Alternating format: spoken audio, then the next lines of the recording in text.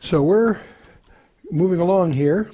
We are in the second half of the book of Isaiah. We treat chapters up to 39 as Unit 1, which we completed some time ago. We are now in Unit 2, which has a very different style and focus.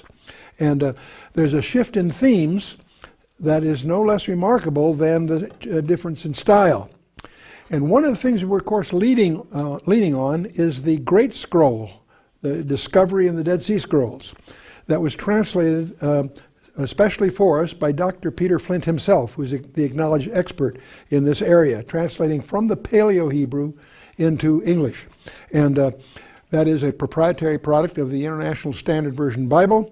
And so it's very interesting how in that Bible they relegate the Masoretic and the Septuagint to a variant position, and they lean primarily on the Dead Sea Scrolls, and it gives us a little different perspective. And so we're taking advantage of that because we're going to introduce each section, as you may have noticed, by getting the flavor of it in the International Standard Version, which gives us a better feeling for the flow of thought in Isaiah. But we confine our expositional and exegetical comments. We'll still anchor that, as we always have, with the King James Version, because that's probably the one that you have in your hands. So we'll go ahead here. Now, the design of Unit 2, the last half, if you will, of Isaiah, is kind of unique. From chapters 40 to 48 is the purpose of peace, and from 49 to 57 is the Prince of Peace, and then 58 to the end is the program of peace, the millennium and all that. It's interesting that both the first two sections have a phrase that sort of caps it off.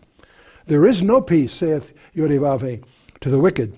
And that little catchphrase sort of are the bookends for the first two of the three segments that we divide Unit 2 into. What's interesting is right in the middle of this is chapter 53. It's literally in the middle of Unit 2.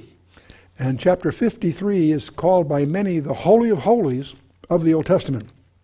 And so we are going to leave that. We're not going to try to get into that except in a token way tonight, because we're going to leave that for next time, because it's going to be in many respects the capstone of our study here. But we are right now, of course, last time we were together, we were looking at chapters 49 through 51, which had an exploration of the role of China, you may recall, Sinim. That's missed by many of the new translations, strangely enough. But tonight, we're going to be in session 18, and we're going to look at chapter 52, which is going to give us an excuse, so to speak, to look at the New Testament in Acts chapter 8. You'll see why when we get there. And it's next time that we have session 19 where we'll get into chapter 53, so you don't want to miss that. And then the rest of the book we'll wrap this up in something in 24 chapters. We'll see how that goes as we get into that. So let's take a look at it, as we always do, in the International Standard Version first. And awake, awake, clothe yourself with strength, O Zion. Put on your beautiful garments, O Jerusalem, the holy city, for the uncircumcised and the unclean won't enter you. Shake yourself from the dust and arise, and sit on your throne, O Jerusalem. Loosen the bonds from your neck, O captive daughter of Zion. For this is what the Lord says, you were sold for nothing, and you will be redeemed without money. For this is what the Lord says, my people went down long ago into Egypt to live there. The Assyrian too has oppressed them without cause. Now therefore, what am I doing here? Asked the Lord, seeing that my people are taken away without cause. Those who roll over them are deluded, says the Lord, and continuously all the day long my name is blasphemed. Therefore my people will know my name. In that day they'll know that it is I who speaks. Here I am. And how beautiful on the mountains are the feet of the one who brings news of peace, who announces good things, who announces salvation, who says to Zion, your God reigns. Listen, your watchmen lift up their voices. Together they sing for joy. They will see in plain sight the return of the Lord to Zion with compassion. Break forth together into singing, you ruins of Jerusalem. For the Lord has comforted his people, and he has redeemed Jerusalem. The Lord has bared his holy arm in the eyes of all the nations, and all the ends of the earth will see the salvation of our God. Depart, depart, go out from here. Touch no unclean thing. Go out from the midst of her. Purify yourselves, you who carry the vessels of the Lord. For you won't go out in haste, nor will you go in flight. For the Lord will go before you, and the God of Israel will be your rear guard. He is called the God of all the earth. And so that's the sweep, if you will, of this passage. It's interesting to realize how changed the whole style is from Unit 1, which was judgment, judgment, judgment. Here we're celebrating in advance the redemption, if you will, of Jerusalem and so on. Let's take a look at the same passage now in the King James and look a little more closely. In the King James Version, in chapter 52, starting at verse 1, Awake, awake, put on thy strength, O Zion. Put on thy beautiful garments, O Jerusalem, the holy city. For henceforth there shall no more come unto thee the uncircumcised and the unclean. Shake thyself from the dust. Arise and sit down, O Jerusalem. Loose thyself from the bands of thy neck, O captive daughter of Zion.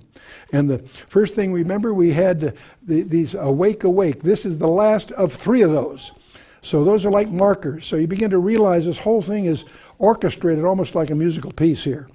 And we saw that in chapter 51, verse 9 and verse 17, and of course here, the awake, awake. So there's a design evident here.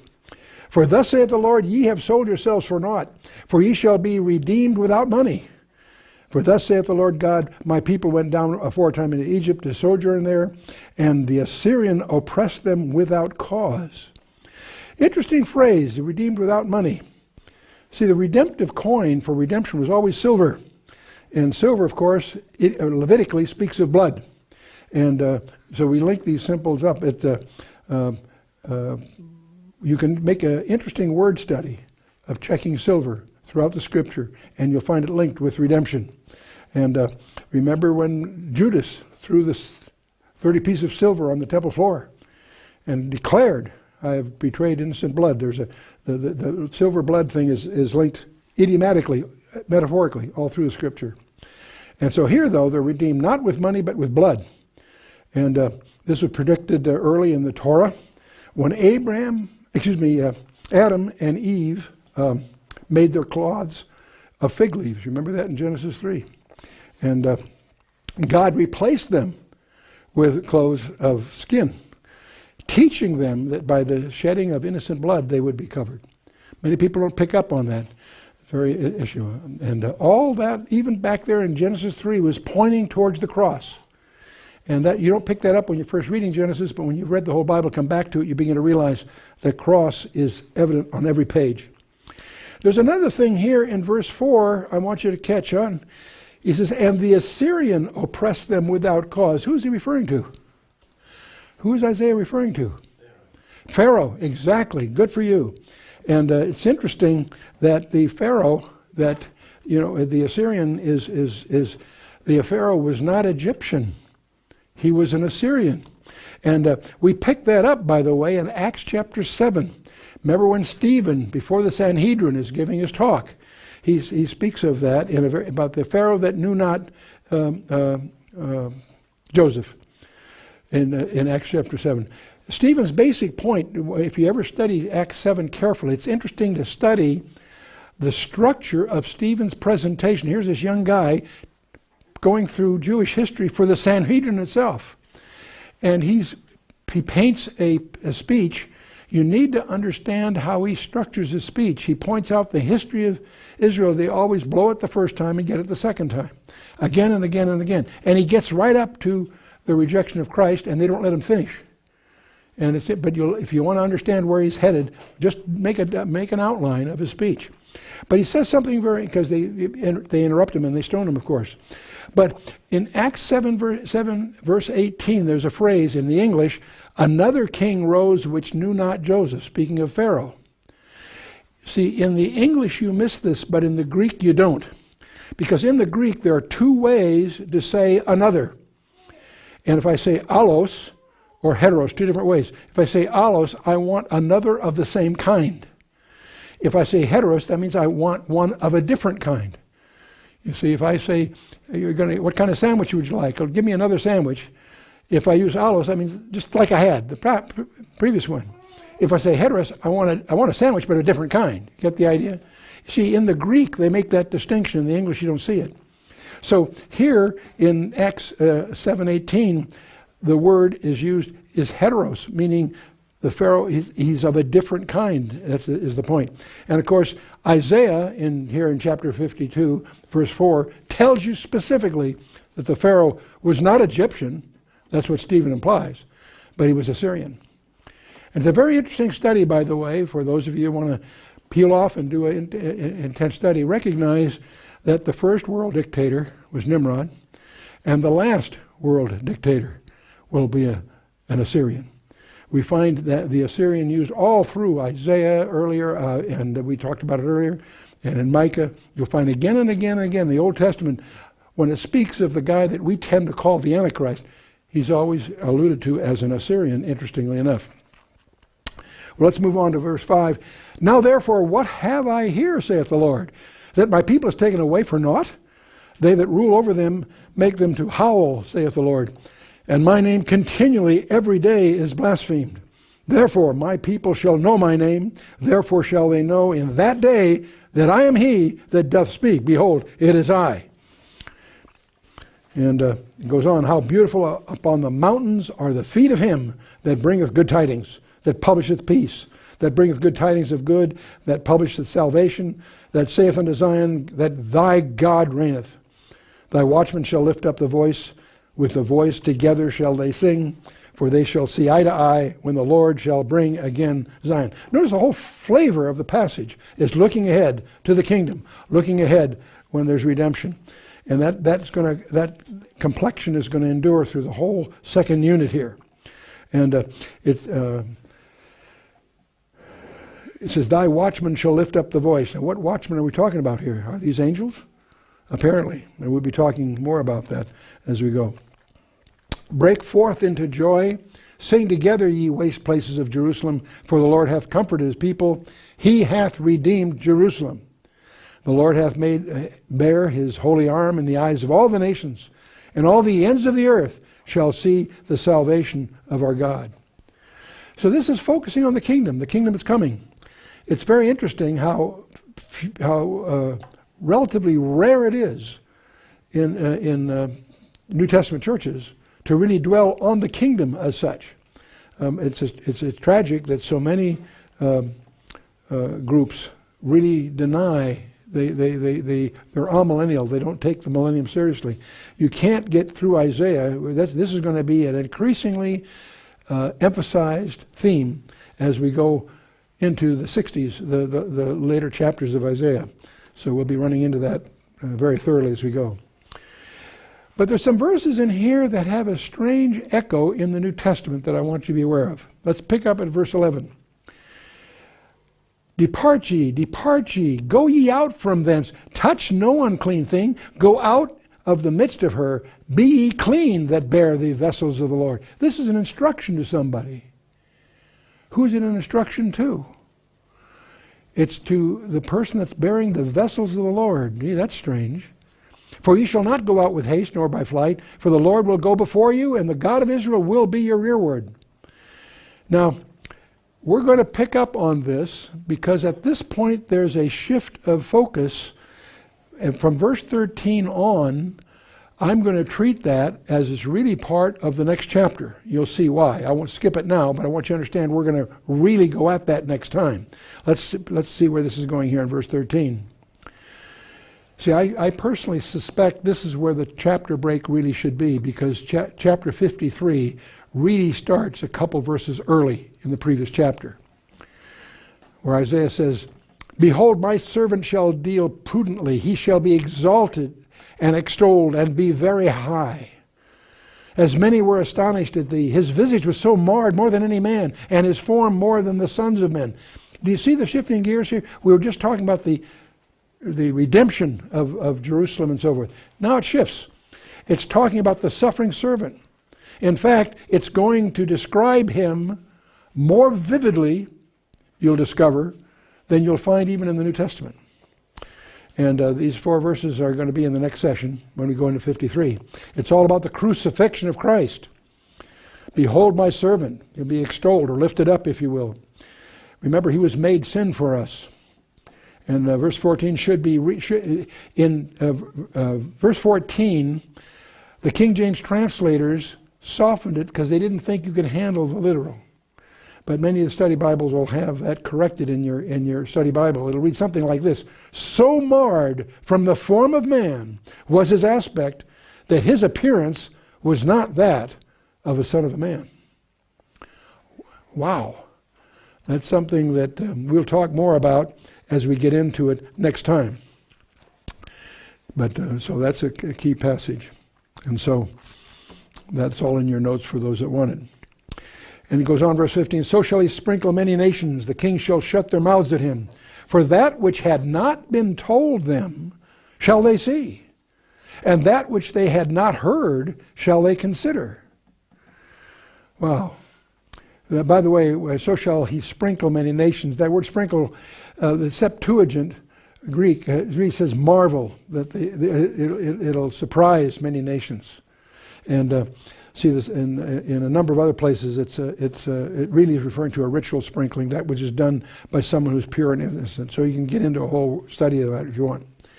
But what I'm going to suggest here, it's as if some of these verses were addressed to a particular person at a particular encounter. And I'll let you come to your own conclusions after we deviate a little bit. We're going to explore Acts chapter 8. And that which they had not been told them shall they see, and that which they had not heard shall they consider. And I want you to judge yourself whether this ties to Acts chapter 8 as we get into that. You may recall when we closed at the previous session, I told you not only to study chapters 52 and 53 as preparation, I also asked you to review Acts chapter 8, verse 28 through 39. And what I asked you to do was to read Isaiah 52 and 53, imagining that you were the Ethiopian treasurer. We know that the Ethiopian treasurer was reading this passage, but I want you to visualize yourself, if you were that Ethiopian treasurer, you've gone to Jerusalem to worship, you're on your way home confused, and you're reading that, and that's the context we want to take a look at here. Okay, let's take the Ethiopian treasurer. And I'm going to suggest there's an amazing treasure that's yet to be delivered. That's going to be the real subject of our study here. In Acts chapter 8, let's pick it up at verse 26. I'm going to suggest to you that the Holy Spirit is arranging a special encounter here. And it's an encounter that is rarely understood by most people studying the book of Acts in chapter 8. Let's take a look at this. Acts chapter 8, verse 26, the angel of the Lord spake unto Philip, saying, incidentally, a little bit of background here. Philip was up in Samaria, a big successful revival going on, and God takes him out of that. The angel of the Lord spake unto Philip, saying, arise, go toward the south unto the way that goeth down from Jerusalem unto Gaza, which is desert. And of course, Gaza is one of the 5 cities that the Philistines had, and so forth. But now, to give you a feeling of this, Philip goes to Samaria in verse 5 of this chapter, and there are many that are healed there. And there's a strange event with Simon the magician who believes, and then Peter and John investigate that, and they return after admonishing Simon about some things. But then Philip is sent to the Jerusalem-Gaza road, and on that road he's going to meet the Ethiopian treasurer. And this event, I think, has overtones far deeper than most people would be aware of if they haven't done the background. So bear with me here. I want you to get the flavor. Philip had gone up to Samaria, and the Samaritans were Jewish of a mixed background. And they'd become Christians, and Peter and John are sent there to investigate. And the believers there receive the Holy Spirit. And Peter and John return after admonishing Simon, who had offered money for the Spirit. And we'll get into that here. It's not important to our purpose. So I often call Simon the first TV evangelist, but we'll leave that one alone. So Philip sent to the Gaza road, and he's going to meet the treasurer to the queen of Ethiopia, and he's returning home confused. So let's take a look at this. In verse 27 of chapter 8. So Philip arose and went, and behold, a man of Ethiopia, a eunuch of great authority under Candace, queen of the Ethiopians, who had charge of all her treasure, and had come to Jerusalem for to worship. Now, a little bit of confusion about this whole issue of the eunuch. Early in ancient times, an officer of the court was made a eunuch to protect the harem. But that term later on just becomes a term meaning a senior officer, not necessarily one that's biologically impaired there. But anyway, so he's a key official of the queen. And he'd come to Jerusalem for to worship, and he was returning, sitting in his chariot, he read Isaiah the prophet. Now notice what the Holy Spirit tells us there. This guy had charge of all her treasure. There's a specific piece of that treasure we're going to explore here that we don't want to overlook. But he's returning home from Jerusalem confused. He went there to worship, and he's on his way home confused. And one of the things I want you to speculate about is, what was his mission? Why did he go there? Well, to worship. Maybe there's more to it than that. And so there's a caravan we're dealing with here, with the treasure of all the treasure of the queen of Ethiopia. And again, the word eunuch can just mean an officer. It doesn't necessarily mean what it originally meant, but that's not essential for our study here. It is interesting that eunuchs were not allowed in the congregation of Israel, and yet he went to worship. That's provocative. He was worshiping. Now, what we're going to do right now is we're going to pause, and you may recall when we were in session 7, we explored at that time the Ark of the Covenant and the seat of mercy. I want to now review a little bit, refresh your memory of what we dealt with in session 7. These were relics with the future, was a speculation then. Now, everybody talks about the Ark of the Covenant. You may know there's all kinds of theories. There's at least 6 of them as where's the Ark of the Covenant. Some people feel it was taken by Menelik to Ethiopia during Solomon's apostasy. That's something you can disprove, but there are some people that hold that there. The Ark was not, by the way, in Herod's temple. It had disappeared long before. There's another theory that it was taken by Shishak in 2 Chronicles 12, and that was the theory that they made the spoof movie Indiana Jones about on that premise. Hidden by Jeremiah on Mount Nebo is another theory because it's mentioned in Maccabees. Hidden on the Temple Mount. There are many people in Israel today that believe it's hidden under the Temple Mount. That's the official rabbinical view, by the way, but people who've really studied it doubt that for a number of reasons. Many people believe the ark was taken by the Babylonians, but there's no evidence for that. But there is an interesting allusion in the text in 2 Kings 21 and especially 2 Chronicles 35 that the ark was taken to Egypt during Manasseh's atrocities. And Manasseh was trying to wipe out Judaism, and the Levites took it out of the country. And so we have Manasseh's rampage. If you want to do your background on that, it's 2 Kings 21 and 2 Chronicles 34. Manasseh was king, and he tried to wipe out Judaism. The Levites, to protect Judaism, took the ark out of there. And he's replaced then by Josiah, who discovers a copy of the Torah that they did not destroy. He realizes how far they've fallen, and he organizes a big Passover celebration, and that's the context of 2 Chronicles 35. And so in 2 Chronicles 35, we have some strange passages about Josiah and Pharaoh Neco that we'll look at here in a minute. And then I'm going to suggest to you this will tie very clearly to the Ethiopian treasure in Acts chapter 8.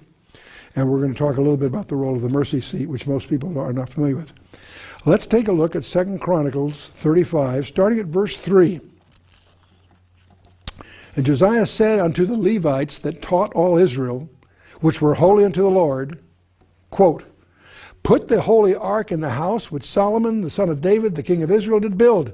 It shall not be a burden upon your shoulders. Serve now the Lord your God and his people Israel.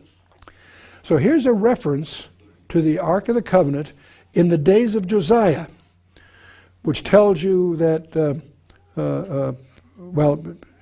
that gets rid of a lot of those theories that we looked at earlier, frankly. Now everybody assumes that when he tells the Levites to do that, they complied. It never says they complied, quite the contrary. The evidence is to the contrary. But the point is, we know that the ark is on the shoulders of the Levites. They're traveling with it. And why is all this going on?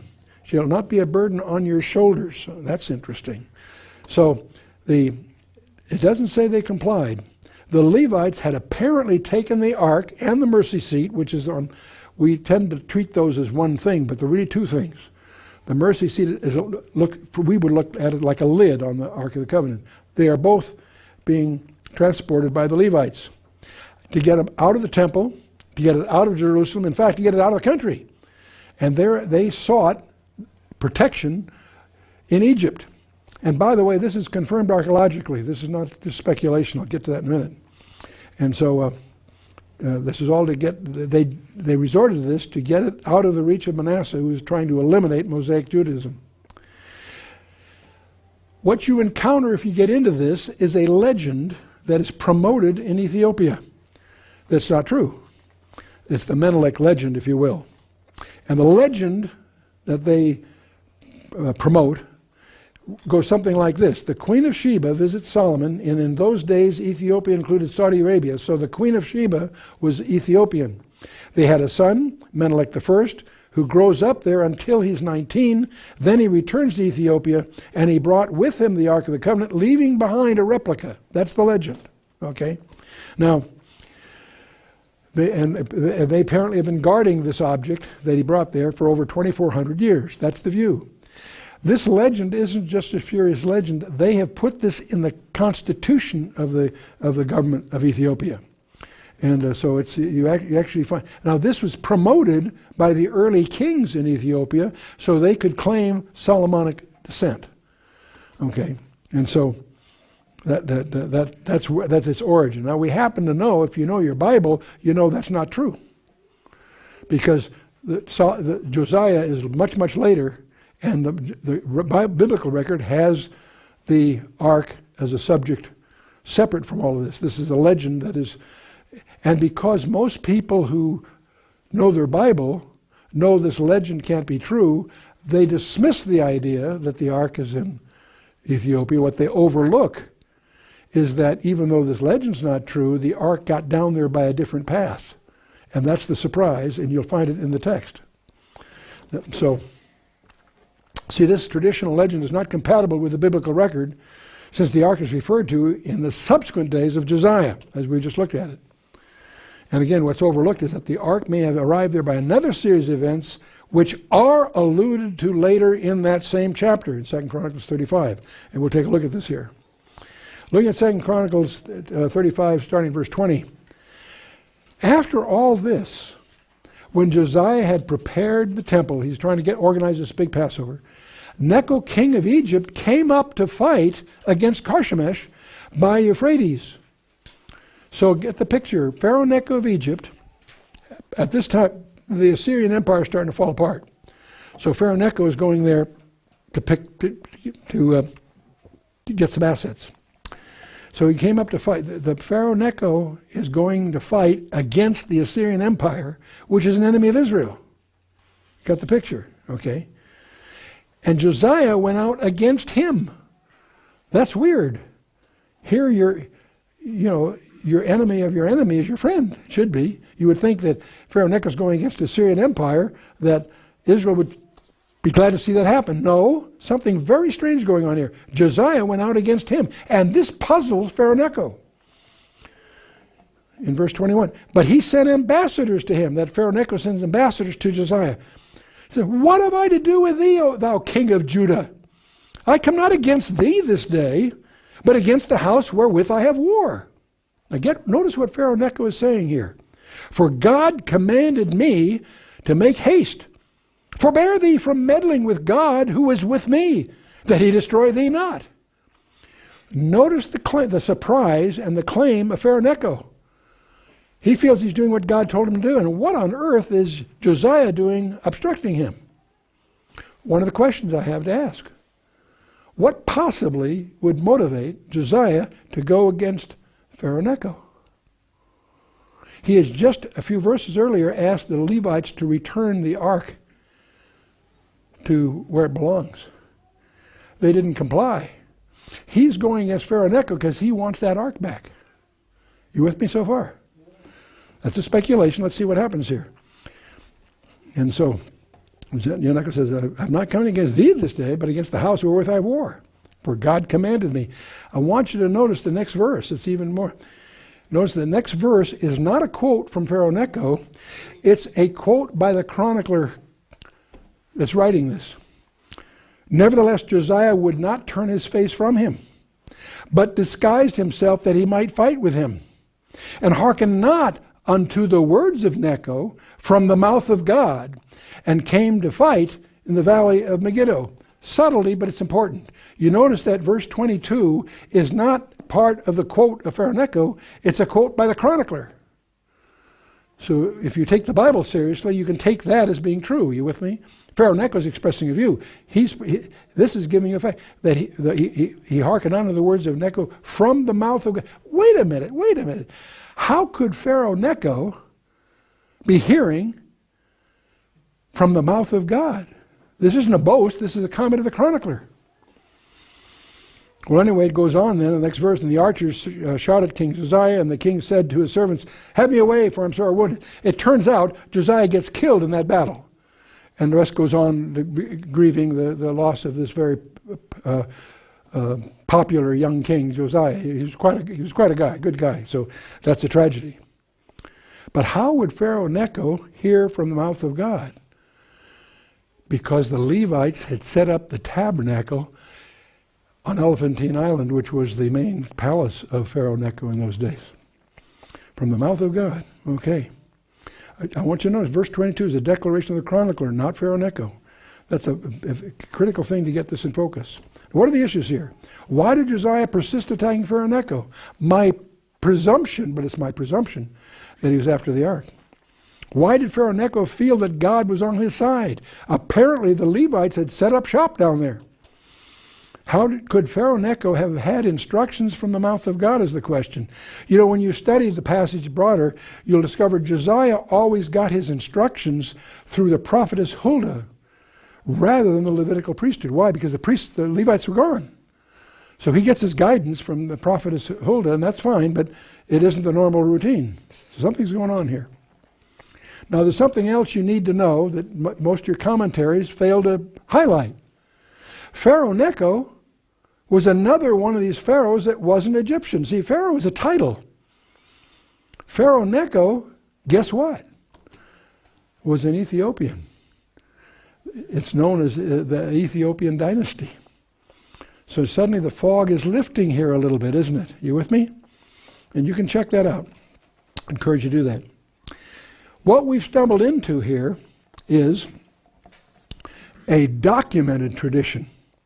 And that in 642 BC, Elephantine Island is an island in the Nile that at that time was the headquarters of Pharaoh Neco. And in a couple of centuries later, in 470 BC, it moves to Tanakurkas Island in Lake Tana, Ethiopia. And then in 330 it moves to Axum. We'll track this here. And it's presently at St. Mary's of Zion Church, whatever it is they've been guarding. And they believe the Ethiopians believe it's destined to be presented to the Messiah when he rules on Mount Zion. There's a whole chapter on this that we went through back in chapter 18 of Isaiah. And it's also alluded in several other places, Zephaniah 3:10 and other places. So let's take a look at this. So apparently the Levites, to get it out of harm's way, go down to Elephantine Island, the headquarters of Egypt, and seek protection from Pharaoh Neco. And Elephantine Island was a fortified capital, and the ark apparently stays there from 630 BC through about 430 BC, about 2 centuries. And that's documented archaeologically, by the way. And so it was an early advanced outpost of Egypt. It was their southernmost border town, the fortified installation serving as the first dynasty fortress. It had military importance during the 25th dynasty, the so-called Ethiopian dynasty. And There was a temple, Teotihuaca, that served the Jewish colony prior to the Persian occupations of 525 to 404. And you can find this confirmed in the official guidebook by the German Institute of Archaeology in Cairo back in 1998. So this has that substance.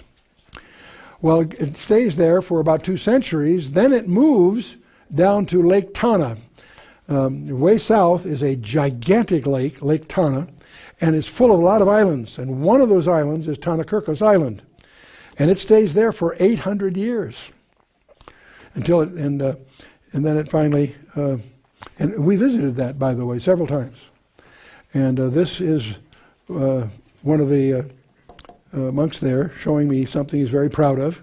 And he has an Ethiopian Bible, and in their Bible they have reckoning of Mary and Joseph and the baby visiting back, if you know your New Testament.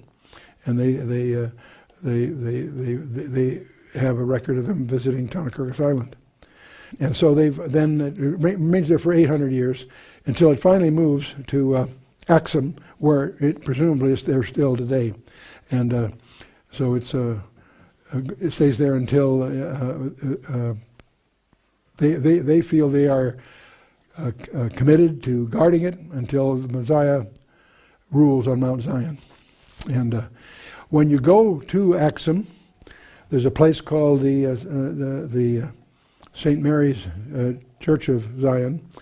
It's a sort of an unimposing fortress kind of thing, but that goes down underground, and there are tunnels all the way to the Red Sea.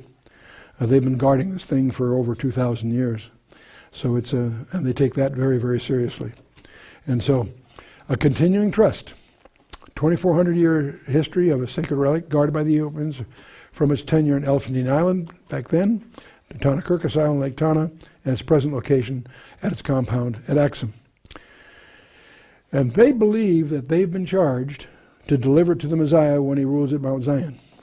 And that's what drives them. Now it's interesting, as you look at when we looked at Isaiah 52, and both 11 and 12, depart ye, go out from thence, touch no unclean thing, go ye out of the midst of her, be ye clean. See, that's why a eunuch is a eunuch, to keep him clean. It's the idea. That bear the vessels of the Lord. For you shall not go out with haste or in by flight, for the Lord will go before you. The God of Israel will be your rearward. So, and, for that which had not been told them shall they see, and that which they had not heard shall they consider. Okay, let's go back at Acts chapter 8 here. The Holy Spirit says to Philip, go near and join thyself to this chariot. Now understand it's not a lone guy in a chariot like you see in the Sunday school coloring books. He had protection. He had a caravan. He's the treasurer of Ethiopia. But he said, go and join thyself to this chariot. And Philip ran thither to him. And notice this, and heard him read the prophet Isaiah, and said, understandest thou what thou readest? And he said, how can I, except some man should guide me? And he desired Philip that he would come up and sit with him. You don't just walk up to that guy, you have to be summoned, but he's anxious to, because he's confused. Philip said, do you understand what you're reading? How can I unless somebody helps me? You pick up on that? Visualize yourself. We know from what's following that he's reading from chapter 52 and 53 of Isaiah. But what it says there in that passage, just ahead of the 53 part of it, is that there's something you're going to have explained to you. See what I'm getting? I'm not trying to make a big thing out of this, except I want to sharpen your acumen to the tapestry, the design of the Scripture, how this episode in Acts 8 is an echo of Isaiah 52. Let's go take a look at this. He heard him read. That means he's reading it out loud. That's interesting. That's interesting. You're reading out loud. How can I, except some man should guide me? See? Okay. The word guide there is a medical technical term. It's authoritative teacher, actually. And he's reading the Greek translation of Isaiah 52 and 53. And both the eunuch and Philip are prepared by the Holy Spirit. I believe that both of them are prepared for this encounter. For some reason, the Holy Spirit engineered this to happen. And this isn't just a guy that he met on the road that then gets saved. That's going to certainly be true. But it's something deeper going on here. Depart from me, go out from thence, touch no unclean thing, go ye out of the midst of. See, that's an instruction to the eunuch. For that which had not been told them shall they see, and that which they had not heard shall they consider. Is the Holy Spirit choreographing this encounter? I think so. So let's take a look at this here. Get back in chapter Acts 8 now. The place of the scripture which he read was this. He was led as sheep to the slaughter, and like a lamb dumb before his shearers, so opened he not his mouth. In his humiliation his judgment was taken away. And who shall declare his generation? For his life is taken from the earth. Whoa! The Ethiopian treasurer had gone to Jerusalem, and what I assume he'd heard that the Messiah had come. He's gone there to check it out. He gets to Jerusalem and finds out that the Messiah has been murdered. He's been executed. Boy, he's confused. He's on his way home, puzzled. Philip supernaturally is brought into the picture. Do you understand what you're reading? How can I listen? And so what Philip is going to explain to him, yes, he was executed, but he's risen again and he's coming back. He gets the whole story from Philip. Not from the passage. The passage describes it in a way, but I mean, he reads the passage, he's shook, because the guy that he thought he understood to be the Messiah has been killed, been taken from the earth. And this, of course, is from the passage that we're going to study intensely next time. And the eunuch answered Philip and said, I pray thee, of whom speaketh the prophet this? Of himself or some other man? And then Philip opened his mouth and began at the same scripture and preached unto him what? Jesus. Praise his holy name. And as they went their way, they came into a certain water. And the eunuch said, see, here's water. What doth hinder me to be baptized? Philip said, I'm glad you asked. Philip said, if thou believest with all thine heart, thou mayest. He answered and said, I believe that Jesus Christ is the Son of God. What a declaration. And he commanded the chariot to stand still, and they went down both into the water, both Philip and the eunuch, and he baptized them. And when they were come up out of the water, the Spirit of the Lord caught away Philip, that the eunuch saw him no more. And he went on his way rejoicing. Now the Holy Spirit went through some trouble there. And I think it was more for than a person getting saved. Something much deeper here. And I think this is a special encounter, far beyond the obvious. The Spirit of the Lord caught away. I'm always reminded of this on the Emmaus Road, when they have that 7-mile Bible study, and they force him to stay for dinner. And as soon as he's sitting at dinner and they see the nail prints in his wrists, he disappears. They meet him later that night because they go back to Jerusalem, and he shows up then, of course, that evening. But it's a similar parallel here. No sooner than what was done, he was baptized, the Spirit of the Lord caught away Philip. That must have been a weird experience for the Ethiopian treasurer, because this guy apparently disappeared. There's a passage in Zephaniah 3:10, it's one of several. From beyond the rivers of Ethiopia, my suppliants, even the daughter of my dispersed, shall bring mine offering. One of the destinies we find in the scripture, there's a whole chapter 18 of Isaiah that deals with this, but it's echoed elsewhere in the prophetic writings, that Ethiopia has a mandate to present a specific offering to the Messiah when he's on the thing. The word bring there, by the way, she'll bring mine offering, to bear, carry, like in a royal, it's a term implying a royal possession. The offering is actually a tribute or a present. So Acts chapter 8, what was the Ethiopian treasurer visiting? Why was he visiting Jerusalem? And why was he returning confused? You've got to decide yourself and ponder that, pray it through. After being saved, what did he report? I believe the queen had given him an errand. He went to Jerusalem to check out, if the Messiah has arrived, we've got a tribute to present to him. He gets there and finds the Messiah has come, but he's been murdered. He's on his way home confused. What do you think he told the queen? She's saying, has the time come? I think what he'd say was 2 words, not yet. From the tutoring that he got from Philip, he knows that, yes, it was the Messiah. Yes, he was executed. He apparently got tutoring about the cross and all that meant. And we're going to discover that all about thoroughly when we get to the next session. So he told the queen, not yet.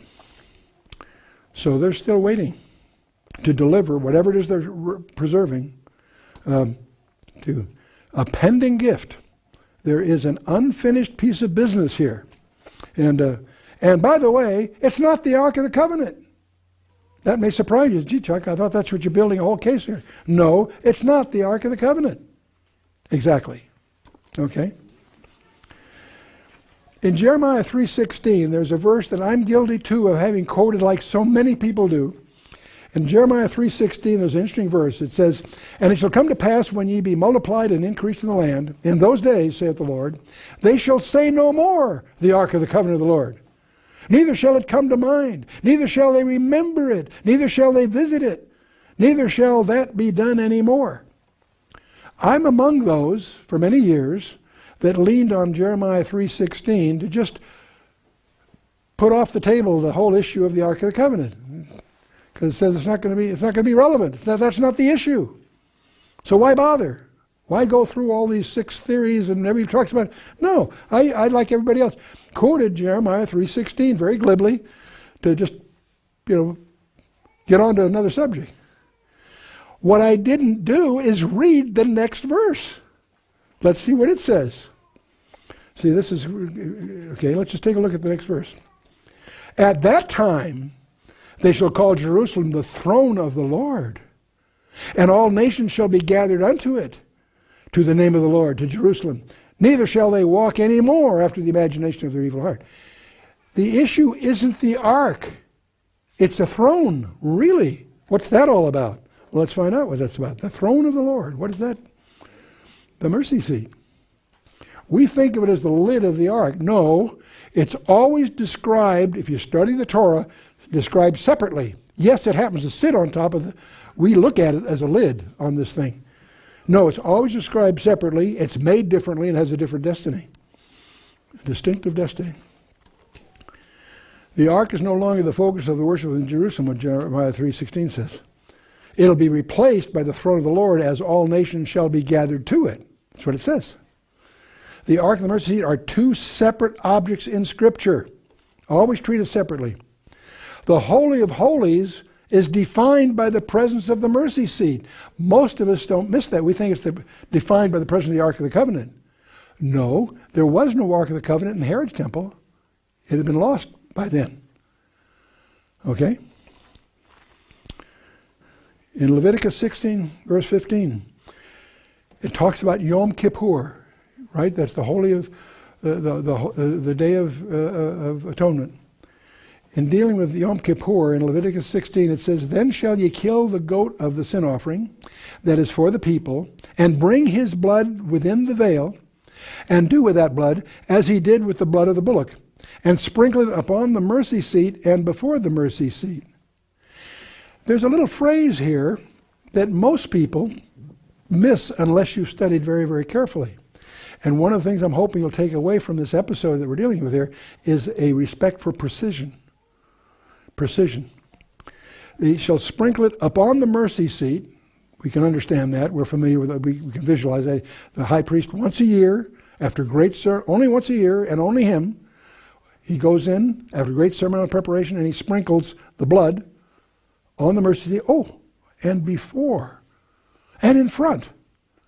This is the only place in the Torah that's mentioned. Strange.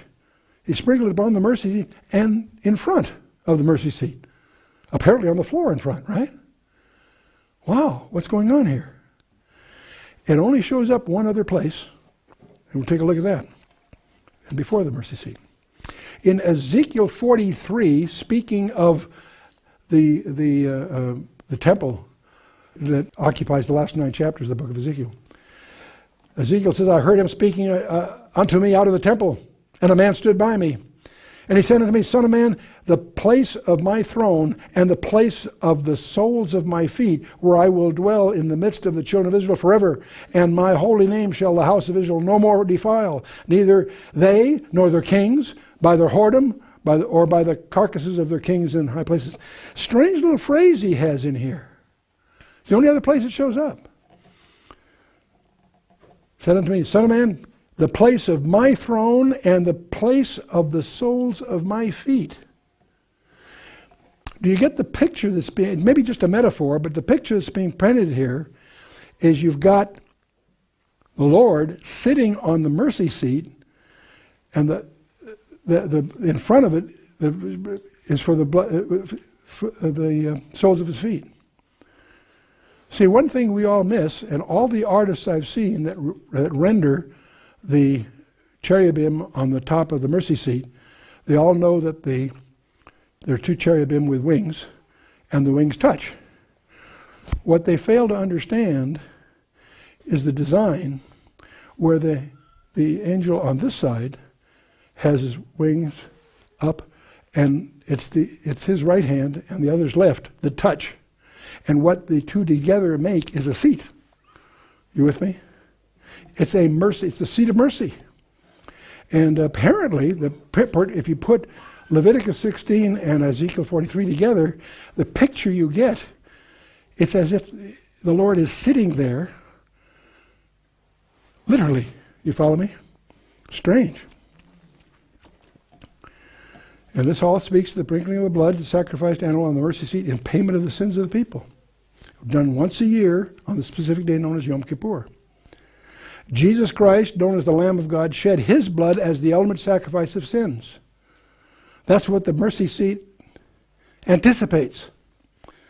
The mercy seat is uniquely suitable for his throne because it's that seat of mercy that makes his kingdom possible.